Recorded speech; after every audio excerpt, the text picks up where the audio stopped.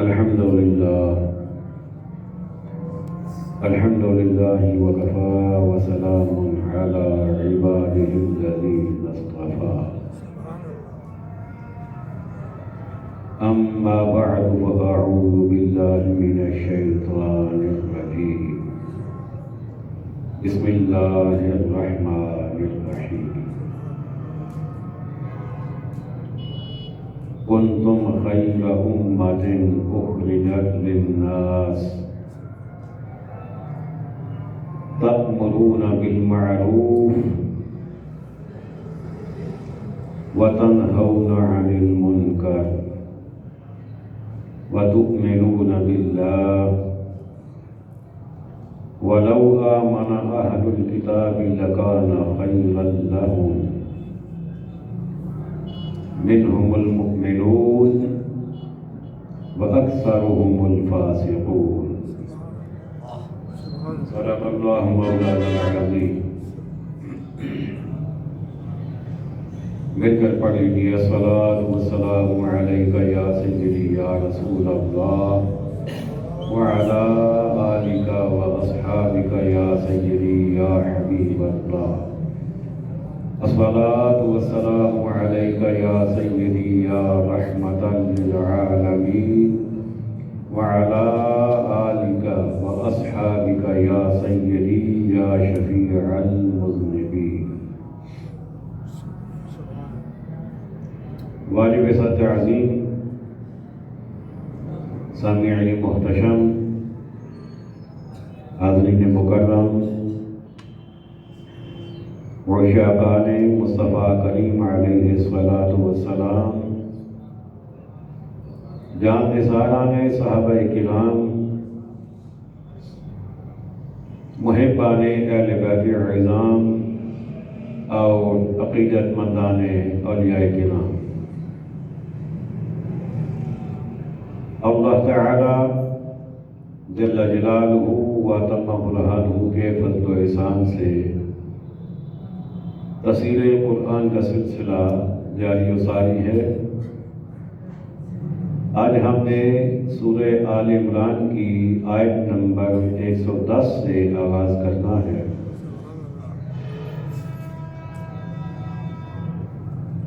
ارشاد ربانی ہے کنتم خیر امہ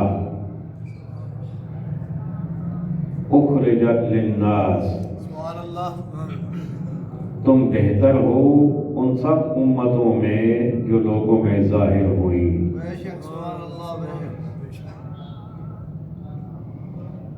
ہر نبی کی، ہر رسول کی ایک نہ ایک امت ہوتی ہے.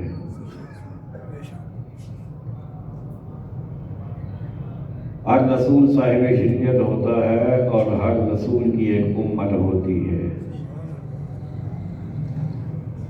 ہمارا نظریہ ہے کہ سارے رسول شانوں والے ہیں،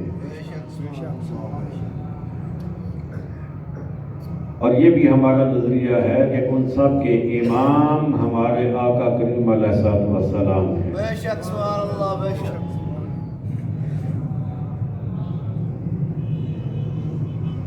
تمام رسولوں کو اللہ نے امت عطا فرمائی، لیکن آپ نے فرمایا اے میرے محبوب کے غلاموں، تم بہتر ہو ان سب امتوں میں جو لوگوں میں ظاہر ہوئی. چاہے حضرت ابراہیم علیہ السلام کی امت ہو، چاہے حضرت نوح علیہ السلام کی ہو، چاہے حضرت موسیٰ علیہ السلام کی ہو، چاہے حضرت عیسیٰ علی نبینا وعلیہم الصلاۃ والسلام کی ہو. تمام نبیوں کی امتوں میں سے بہترین امت جسے قرار دیا گیا وہ امت مصطفیٰ ہے.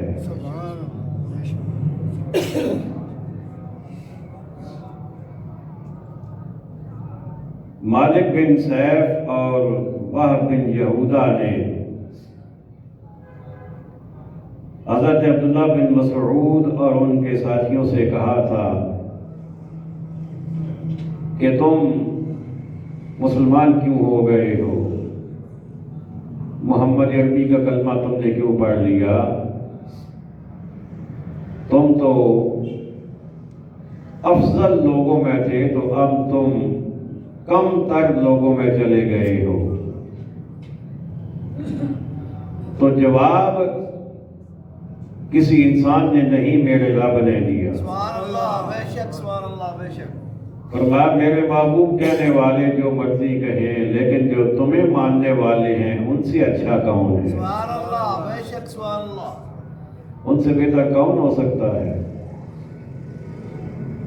اور مخاطب بھی کیا امت مصطفیٰ کو، فرمایا تم بہتر ہو ان سب امتوں میں جو لوگوں میں ظاہر ہوئی.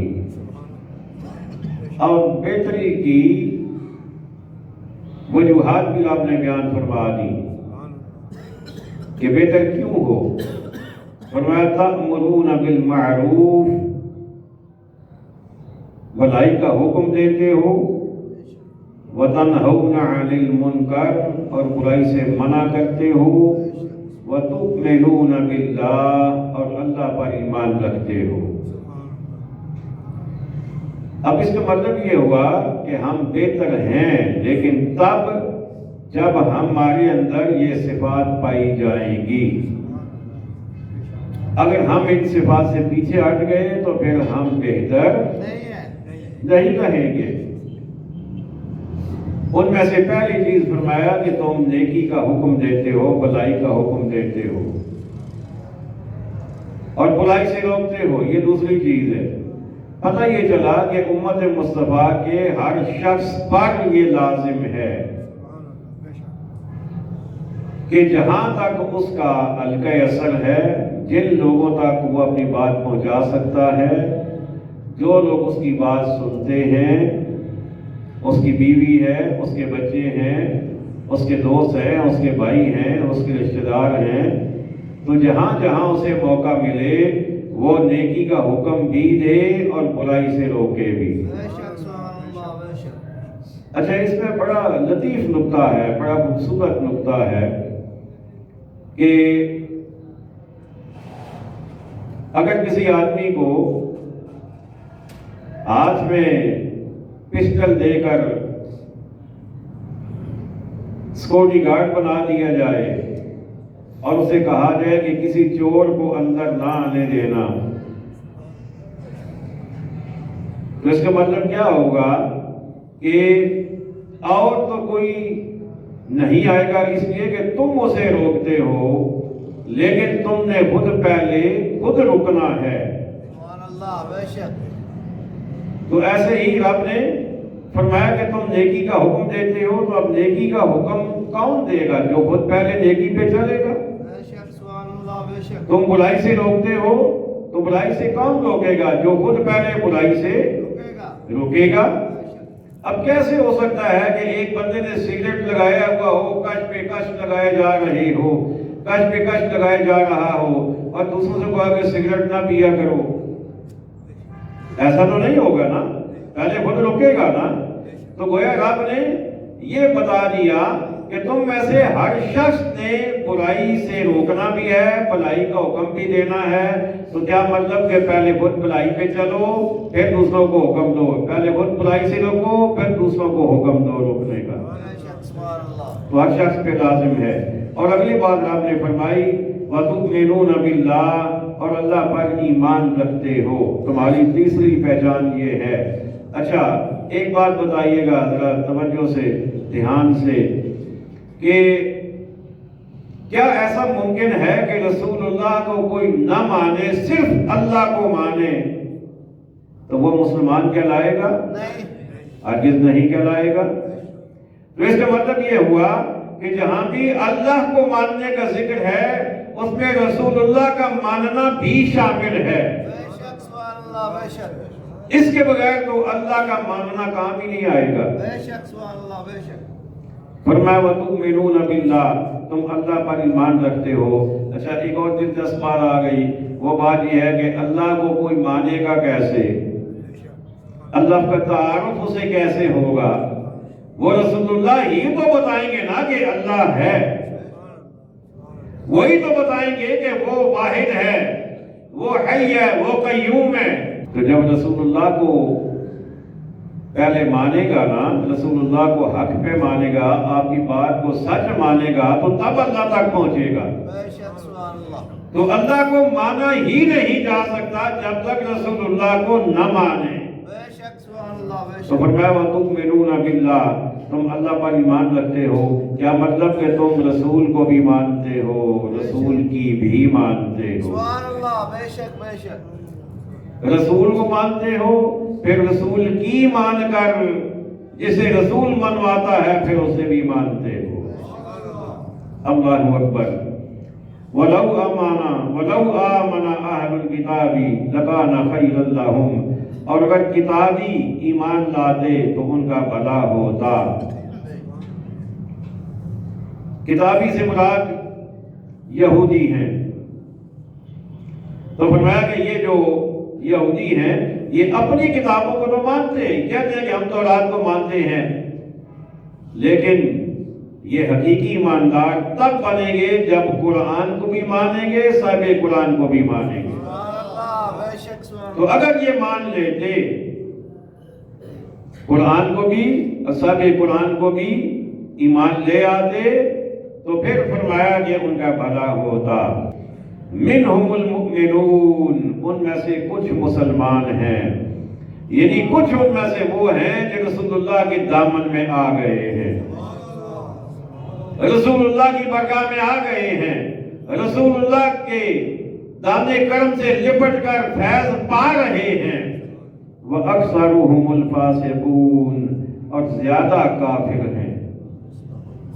کچھ نے مان لیا، وہ ایمان والے بن گئے، اور اکثریت جو ہے وہ ابھی بھی کافر ہے۔ اب یہاں پر فاسقون کا جو لفظ ہے، اس کا آج میں نے کوئی کم از کم 10 ترجمے میں نے پڑھے ہیں سبحان اللہ بے شک۔ ترجمہ کرنے والوں کے، لیکن اکثریت نے ترجمہ کیا ہے کہ تم گناہگار ہو، لیکن اعلیٰ درجے کا ترجمہ کیا تم کافر ہو، کہ زیادہ کافر ہیں۔ وجہ کیا ہے کہ یہ مومن کے مقابلے میں آ رہا ہے۔ سبحان اللہ بے شک۔ تو جب مومن کے مقابلے میں آئے گا تو پھر یہ کافر کے معنی دے گا۔ بے شک بے شک۔ اور اس رمز کو سمجھا ہے تو اعلیٰ حضرت نے سمجھا ہے، سبحان اللہ بے شک بے شک۔ اس نقطے کو سمجھا ہے تو اعلیٰ حضرت نے سمجھا ہے۔ اللہ اکبر۔ فرمایا لَن يَضُرُّوكُمْ إِلَّا أَذًى، وہ تمہارا کچھ نہ بگاڑیں گے مگر یہی ستانا۔ اب جو اہل یہودیوں میں سے جو لوگ ایمان لے آئے، آقا صلی اللہ علیہ وسلم کے غلام بن گئے، انہیں باقی یہودیوں نے تنگ کرنا شروع کر دیا کہ ہم ایسا کر دیں گے، ہم ویسا کر دیں گے، ہم یہ کر دیں گے، وہ کر دیں گے۔ تو میرے رب نے جو محبوب کے دامن میں آ گئے، جو دامن مصطفیٰ سے لپٹ گئے، رب نے انہیں فرمایا پریشان نہیں ہونا، یہ تمہارا کچھ نہیں بگاڑ سکتے۔ بے شک سبحان اللہ بے شک۔ یہ باتیں ہی کریں گے، باتوں کے علاوہ یہ کچھ نہیں کر سکتے۔ یہ صرف اپنی چرب زبانی سے تمہیں کوئی تانا دیتے رہیں گے، کوئی بات تمہارے خلاف کرتے رہیں گے، باقی یہ کر کچھ نہیں سکتے، اس لیے تمہیں پریشان ہونے کی ضرورت نہیں ہے۔ اور آگے رب نے فرمایا وَإِن يُقَاتِلُوكُمْ يُوَلُّوكُمُ الْأَدْبَارَ، فرمایا میرے محبوب کے غلاموں جب وقت آیا تو تم دیکھ لینا، جب میدان لگے گا نا، جب یہ تمہارے سامنے آئیں گے مقابلے میں، تو دیکھ لینا یہ بھاگ جائیں گے، بے شک سبحان اللہ بے شک۔ پیٹھ پھیر جائیں گے، تمہارا مقابلہ نہیں کر سکتے، یہ باتیں کر سکتے ہیں، بولنے دو انہیں، 2-4 دن بولیں گے، کب تک بولیں گے؟ فرمایا یہ پیٹھ پھیر جائیں گے۔ ثم لا ينصرون، پھر ان کی مدد نہ ہوگی، پھر کوئی ان کی مدد بھی کرنے نہیں آئے گا، بے شک سبحان اللہ۔ میدان چھوڑ جائیں گے، بھاگ جائیں گے۔ ضربت علیہم الذلہ، فرمایا ان پر جما دی گئی ذلت، خواری۔ رب فرماتا ہے کہ ذلت اور خواری ان کے مقدر میں لکھ دی گئی ہے۔ سبحان اللہ بے شک بے شک۔ قیامت آ جائے گی لیکن وہ ذلت سے نہیں نکل سکتے، بے شک۔ ہر جگہ ذلیل ہوں گے، ہر جگہ خوار ہوں گے۔ اینما ثقفوا، ان پر جما دی گئی خواری جہاں ہوں امان نہ پائیں۔ الا بحبل من اللہ، مگر اللہ کی ڈور، وحبل من الناس، اور آدمیوں کی ڈور۔ مطلب یہ کہ انہیں امان نہیں ملے گی، انہیں پناہ نہیں ملے گی۔ ہاں اگر وہ ایمان لے آئے تو اللہ بھی ان کا مددگار ہو جائے گا اور ایمان والے بھی ان کے مددگار بے بن شک جائیں گے۔ سبحان اللہ بے شک اس کے علاوہ ان کے پاس کوئی چارہ نہیں ہے۔ جہاں بھی جائیں گے ذلت اٹھائیں گے، ذلیل ہوں گے۔ وَبَاءُوا بِغَضَبٍ مِّنَ اللَّهِ، اور غضب الہی کے سزاوار ہوئے۔ یعنی ایک تو دنیاوی ذلت ہے لوگوں سے، اور دوسرا اللہ کے ہاں بھی ان پر ناراضگی ہے، اللہ بھی ان سے ناراض ہے۔ وَضُرِبَتْ عَلَيْهِمُ الْمَسْكَنَةُ، اور ان پر جما دی گئی محتاجی۔ اچھا کافر جتنا بھی یہود و نصارہ ہو جائیں یا باقی کافر ہو جائیں، وہ جتنے بھی پیسے والے ہو جائیں نا، ان کے دل سے تنگی نہیں نکلتی۔ بے شک بے شک دل سے تنگی نہیں نہیں نکلتی، دل کے غنی نہیں ہوتے۔ بے شک جتنا مال ہو جائے، اب اس وقت آپ امریکہ کو دیکھ لیں، باقی جتنے کافر ممالک ان کو دیکھ لیں، کہ ان کی ہوس اتنی ہے کہ سب کچھ ہونے کے باوجود باغ کتے کی طرح کبھی ادھر منہ ماریں گے، کبھی ادھر منہ ماریں گے، بے شک سبحان اللہ بے شک کبھی ایک ملک پہ چھیڑ چھاڑ، کبھی دوسرے ملک میں چھیڑ چھاڑ۔ کیوں؟ اس لیے کہ اللہ نے کہہ دیا کہ ان پر محتاجی جما دی گئی، بے شک ان کے دل مطمئن نہیں ہوں گے، کبھی نہیں ہوں گے۔ ذَلِكَ بِأَنَّهُمْ كَانُوا يَكْفُرُونَ بِآيَاتِ اللَّهِ، یہ اس لیے کہ وہ اللہ کی آیتوں سے کفر کرتے، وَيَقْتُلُونَ الْأَنْبِيَاءَ، اور پیغمبروں کو ناحق شہید کرتے۔ یہ اس دور کے یہودیوں کی بات ہے جب قرآن نازل ہو رہا تھا۔ رب نے فرمایا کہ یہ ان پر محتاجی اس لیے جما دی گئی، اس لیے ان پر محتاجی مسلط کر دی گئی کہ یہ اللہ کی آیتوں کا انکار کرتے تھے، اللہ کی آیتوں کو مانتے نہیں تھے، قرآن کو نہیں مانتے تھے۔ اور دوسرا وَيَقْتُلُونَ الْأَنْبِيَاءَ بِغَيْرِ حَقٍّ، اور بغیر حق کے نبیوں کو شہید کرتے تھے، نبیوں کو قتل کر دیتے تھے بغیر کسی وجہ کے۔ اب جب قرآن نازل ہوا اس وقت تو کوئی اور نبی تھا ہی نہیں آقا صلی اللہ علیہ وسلم کے علاوہ، بے شک سبحان سارے نبی اس سے پہلے تھے، اور جتنے نبی شہید ہوئے وہ سینکڑوں سال پہلے ہوئے، لیکن رب نے ان کے بارے میں کہا کہ یہ ایسا کرتے ہیں۔ اس کا مطلب کیا ہوا؟ اس کا مطلب یہ ہوا کہ جو بندہ خود گناہ نہ کرے لیکن گناہ کرنے والوں کی ہم نوائی کرے، گناہ کرنے والوں کو اچھا سمجھے، اپنے آپ کو انہی میں شمار کرے، تو رب کہتا ہے تم نے کیا نہیں لیکن پھر بھی گناہ میں تم برابر کے شریک ہو، استغفر اللہ تم برابر کے شریک ہو۔ اس لیے ایک حدیث مبارکہ بھی ہے، کاش ہمیں اس پہ عمل کرنا نصیب ہو جائے۔ آمین آمین آقا کریم علیہ السلام نے ارشاد فرمایا کہ دنیا کے کسی کونے میں کوئی بندہ اچھا کام کرے نا، اور تم دنیا کے دوسرے کونے میں ہو، وہ دوسرے کونے میں ہو، وہ کوئی اچھا کام کرے اور تم خوش ہو جاؤ دل سے، تو فرمایا کہ تم بھی اس میں شامل ہو، سبحان اللہ بے شک سبحان اللہ اس کی نیکی میں تم بھی شامل ہو۔ قیامت کے دن تمہیں اکٹھا اٹھایا جائے گا، مفہوم ہے، اور تمہیں اس سے فائدہ ملے گا۔ اور کسی حدیث کا مفہوم، اس کے اگلا جملہ وہ یہ ہے کہ دنیا کے کسی کونے میں گناہ ہو اور تم وہاں موجود نہ بھی ہو، لیکن تم اگر اسے پسند کرو گے تو تم بھی اس کے شریک ہو، تم بھی اس کے شریک ہو۔ قیامت کے دن تمہیں بھی اس کا خمیازہ بھگتنا پڑے گا۔ تو اس لیے فرمایا وَيَقْتُلُونَ الْأَنْبِيَاءَ بِغَيْرِ حَقٍّ، پیغمبروں کو ناحق شہید کرتے۔ ذَلِكَ بِمَا عَصَوْا وَكَانُوا يَعْتَدُونَ، یہ اس لیے کہ نافرما بردار اور سرکش تھے۔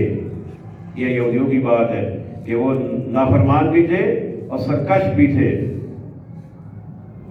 لَيْسُوا سَوَاءً، سب ایک سے نہیں، سب برابر نہیں ہے۔ یہودیوں میں بھی سب ایک جیسے نہیں ہیں، ان کی بات ہو رہی ہے۔ اب آگے پھر اللہ نے کیٹیگرائز بھی کر دیا، الگ الگ کر کے بتا دیا کہ سب ایک جیسے نہیں ہیں۔ ان میں سے ایک گروہ کا اللہ نے ذکر کیا، فرمایا من اہل الکتاب امہ، فرمایا کتابیوں میں کچھ وہ ہیں قائمۃ، جو حق پر قائم ہے۔ ایک گروہ یہودیوں میں ایسا ہے جو حق پر قائم ہے، یتلون آیات اللہ، وہ اللہ کی آیتیں پڑھتے ہیں۔ کیا مطلب؟ کہ وہ رسول اللہ کو مان چکے ہیں، رسول اللہ کے دامن کرم میں آ چکے ہیں، رسول اللہ کے قدموں میں پہنچ چکے ہیں، اب وہ قرآن کو بھی مانتے ہیں، سارے قرآن کو بھی مانتے ہیں۔ اور کیا کرتے ہیں؟ فرمایا کہ یتلون آیات اللہ آناء اللیل، فرمایا کہ اللہ کی آیتیں پڑھتے ہیں رات کی گھڑیوں میں۔ بے شک سبحان اللہ، بے شک۔ رات کی گھڑیوں میں جب رات چھا جاتی ہے تو وہ اٹھ کر رب کا قرآن کھول لیتے ہیں، کچھ وقت کے لیے قرآن خوانی کرتے ہیں، قرآن پڑھتے ہیں۔ یہ یہودیوں کے اس گروہ کی بات ہے جو رسول اللہ کو مان چکا ہے، یہ ان کی بات ہے۔ وہ ہم یسجدون، اور سجدہ کرتے ہیں۔ اچھا، اب اگلی بات یہ ہے میرے اور آپ کے لیے کہ یہودیوں کا گروہ جو رسول اللہ کو مان چکا، یہ ان کی نشانیاں ہیں، تو کیا یہ نشانیاں ہمارے اندر نہیں ہونی چاہیے؟ ہونی چاہیے۔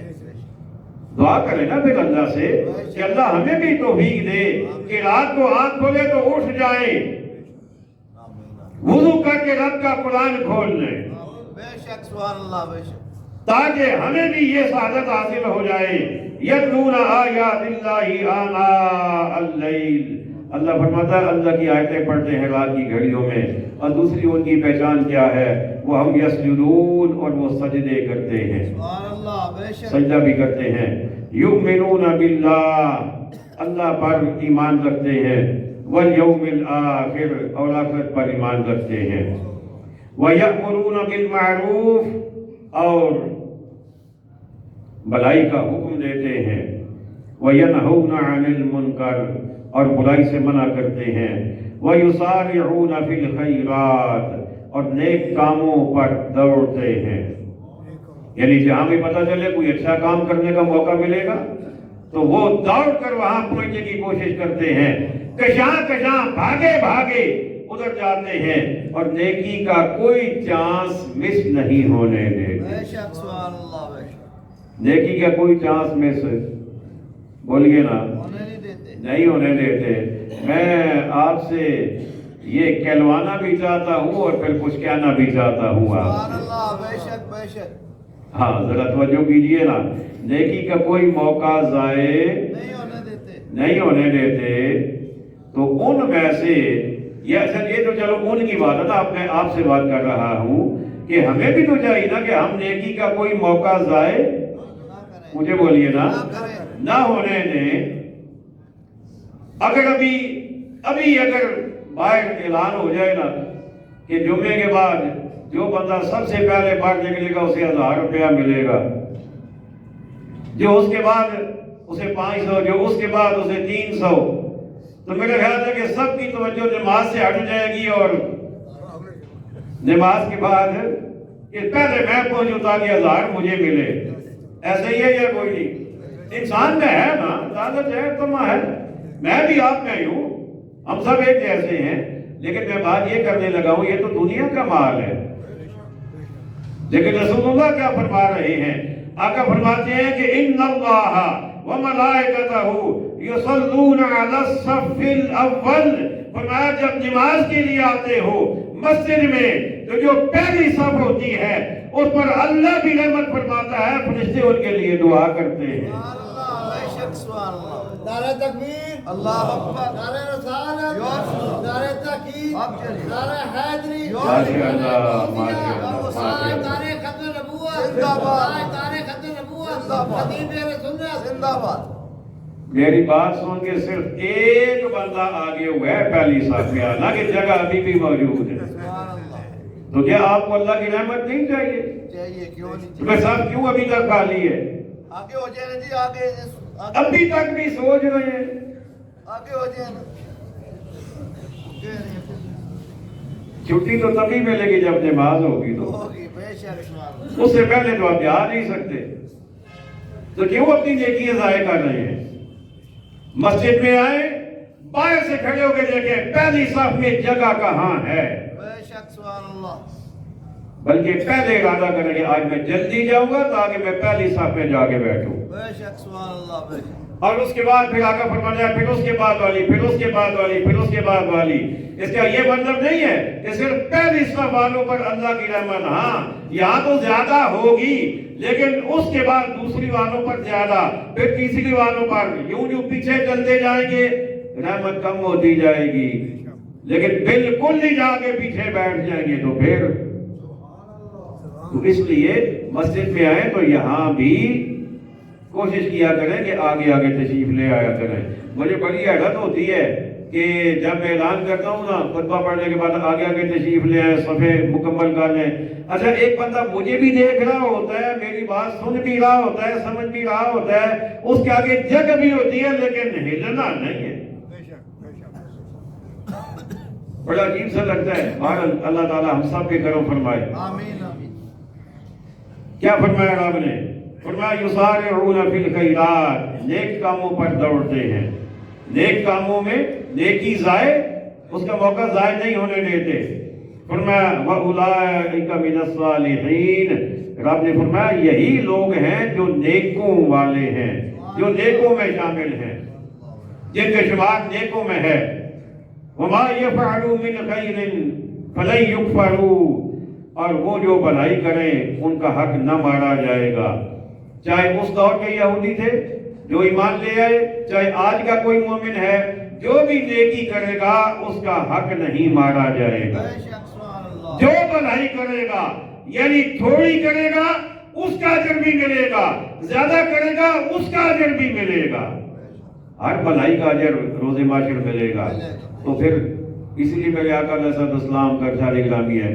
فرمایا لا تحقرن من المعروف شیئا او کما قال آقا علیہ السلام فرماتے ہیں کہ کسی بھی نیکی کو کم نہ سمجھا کرو بے شک سبحان اللہ بے شک کس کس کو سمجھ آئی ہے بے شک سبحان اللہ بے شک کسی بھی نیکی کو کم نہ سمجھا کم نہ سمجھا کرو یہ تو چھوٹا سا کام ہے خیر ہے کوئی اور کر لے گا یہ چھوٹے چھوٹے کام ہی قیامت کے دن مل کر بڑے بنیں گے بے شک سبحان اللہ اس لیے ہر نیکی کو خوب دل جمی کے ساتھ اور خوشی کے ساتھ اس پر قائم رہنا چاہیے اور اس کو پورا کرنا چاہیے وَمَا يَفْعَلُوا مِنْ خَيْرٍ فَلَنْ يُكْفَرُوا اور وہ جو بھلائی کریں ان کا حق نہ مارا جائے گا وَاللَّهُ عَلِيمٌ بِالْمُتَّقِينَ اور اللہ کو معلوم ہے ڈر والے یعنی اللہ جانتا ہے کون کون تقوی والا ہے کون کون پرہیزگار ہے إِنَّ الَّذِينَ كَفَرُوا لَن تُغْنِيَ عَنْهُمْ أَمْوَالُهُمْ وَلَا أَوْلَادُهُمْ مِنَ اللَّهِ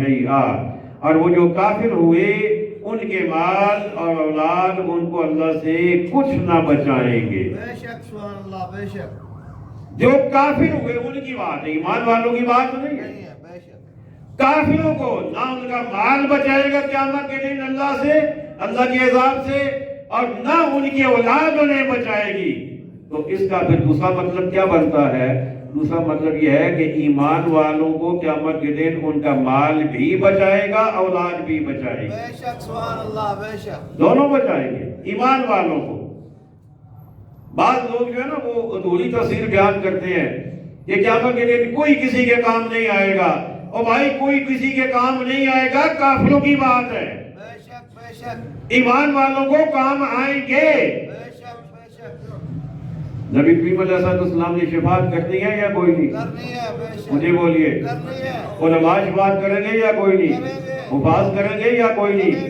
شہید کریں گے یا کوئی نہیں اور تو اور جو چند سانسیں لینے والا بچہ فوت ہو جائے اس کو سامنے رکھ کے کون سی دعا پڑھتے ہیں آپ بے شک سبحان اللہ بے شک اللہم اجعلہ لنا فرطا واجعلہ لنا اجرا وذخرا واجعلہ لنا شافعا ومشفعا آقا علیہ السلام نے یہ دعا سکھائی ہے کہ اس کا ترجمہ یہ بنتا ہے اے اللہ یہ جو سامنے موجود ہے نا چند سانسیں لینے والا اسے ہمارے لیے پیش رو بنا دے بے شک سبحان اللہ یعنی ہم سے پہلے آگے جا کر ہمارا انتظام کرنے والا اسے ہمارے لیے ذخیرہ بنا دے اور اسے ہمارا ایسا سفارشی بنا دے جس کی سفارش تو قبول فرمائے۔ بے شک سبحان اللہ بے شک۔ وہ چند سانسیں لینے والا وہ اگر سفارش کرے اللہ اس کی قبول بھی فرما لے تو پھر نبی کا مقام کیا ہے؟ بے شک سبحان اللہ بے شک۔ اس لیے یہ تفسیر غلط ہے کہ کوئی کام نہیں آئے گا۔ کام کافروں کو نہیں آئیں گے، ایمان والوں کو اولاد بھی کام آئے گی اور مال بھی کام آئے بے گا۔ شک سبحان اللہ۔ وَأُولَئِكَ أَصْحَابُ النَّارِ، اب کافروں کی بات ہو رہی ہے، فرمایا اور وہ جہنمی ہیں، ہم فیہا خالدون، ہمیشہ اس میں رہیں گے۔ مَثَلُ مَا يُنْفِقُونَ فِي هَذِهِ الْحَيَاةِ الدُّنْيَا، کہاوت اس کی جو اس دنیا کی زندگی میں خرچ کرتے ہیں، كَمَثَلِ رِيحٍ فِيهَا سِرٌّ، اس ہوا کی سی ہے جس میں پالا ہو یعنی سخت ٹھنڈک ہو، اصابت حرث قوم، وہ ایک ایسی قوم کی کھیتی پر پڑے، ظالموا انفسہم، جو اپنا ہی برا کرتے تھے، فآلقت، تو اسے بالکل مار گئی۔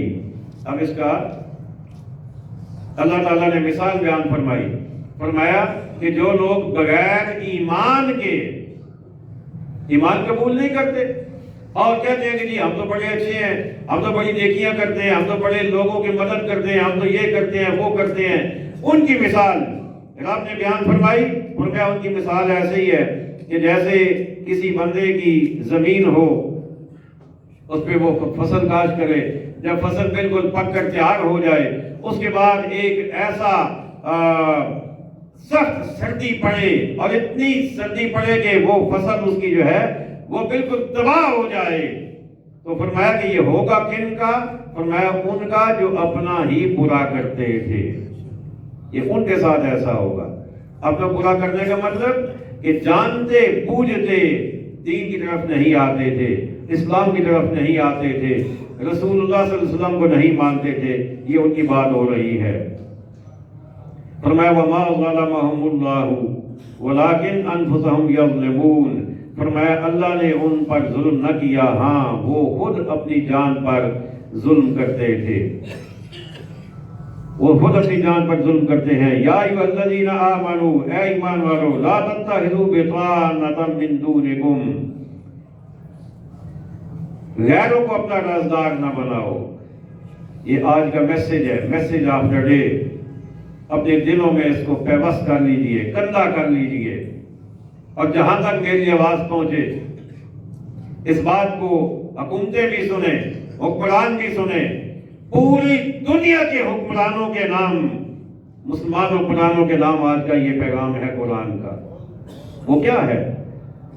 انفرادی طور پہ ہر بندے کے لیے اور اجتماعی طور پہ حکومتوں کے لیے مسلمان حکمرانوں کے نام اللہ کا یہ پیغام ہے، فرمایا اے ایمان والو غیروں کو اپنا رازدار نہ بناؤ، غیروں کو اپنا رازدار، یعنی جو نان مسلم ہے وہ لاکھ کہے کہ میں تمہارا بڑا خیر خواہ ہوں، وہ کوئی بھی ہو، اب میں نام نہیں لیتا کہیں ہماری حکومت ناراض نہ ہو جائے کہ تم نے ہمارے دوست کا نام لے لیا، لیکن کوئی بھی نان مسلم حکومت جو بھی ہے اسے اپنا رازدار نہ بناؤ۔ قرآن کہتا ہے، میں تو اکثر یہ ٹی وی پہ سنتا ہوں یا خبروں میں یہ بتایا جاتا ہے کہ یہ مشقیں اکٹھی ہو رہی ہیں، فلاں ملک کی اور ہمارے ملک کی فوج ہے وہ اکٹھی مشقیں کر رہے ہیں۔ کیوں بھائی؟ اپنے راز انہیں دینا چاہتے ہو، اپنی ٹیکنیک انہیں بتانا چاہتے ہو،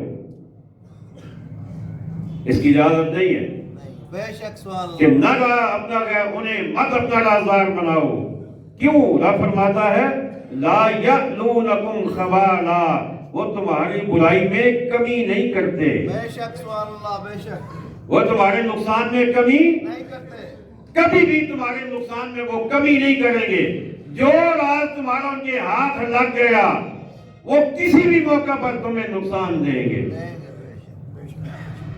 قد بدت البغضاء من افواہہم، فرمایا ان کی آرزو ہے جتنی ایذا تمہیں پہنچے ان کی باتوں سے، فرمایا ان کی آرزو ہے وَدُّوا مَا عَنِتُّمْ، ان کی آرزو ہے جتنی ایذا تمہیں پہنچے، یعنی وہ چاہتے ہیں کہ جتنی زیادہ سے زیادہ تمہیں تکلیف پہنچا سکے, تمہارا نقصان کر سکے, وہ کریں گے. اس لیے انہیں اپنا رازدار مت بناؤ. قد بدت البغضاء من افواہہم, فرمایا بیر ان کی باتوں سے جھلک اٹھا, یعنی ان کی گفتگو سے بھی تم اگر کوشش کرو تو تم محسوس کر لو گے کہ وہ دل سے کتنے جلے ہوئے ہیں. وہ تمہاری ترقی دیکھ کر, تمہاری خوشحالی دیکھ کر, تمہارا اوپر اٹھنا دیکھ کر, تمہارا بڑھنا دیکھ کر وہ کتنے جلے ہوئے ہیں, تم ان کی باتوں سے اندازہ کر لو گے.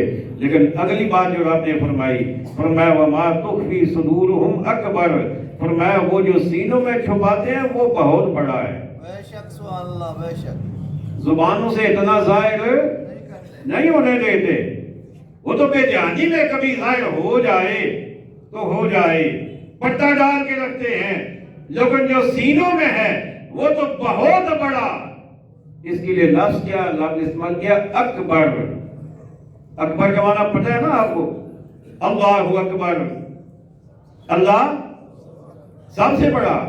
تو یہاں کیا مطلب کہ بہت زیادہ, حد سے زیادہ ان کے دل میں تمہارا بغض بھرا ہوا ہے. قد بینا لکم الآیات, ہم نے نشانیاں تمہیں کھول کر سنا دی. ان کنتم تعقلون, اگر تمہیں عقل ہو. انتم اولائی تحبونہم ولا یحبونکم, سنتے ہو یہ جو تم ہو, تم تو انہیں چاہتے ہو, وہ تمہیں نہیں چاہتے. بے شک سبحان اب رب کا قرآن کہہ رہا ہے کہ تم تو چاہتے ہو انہیں, وہ تمہیں نہیں چاہتے.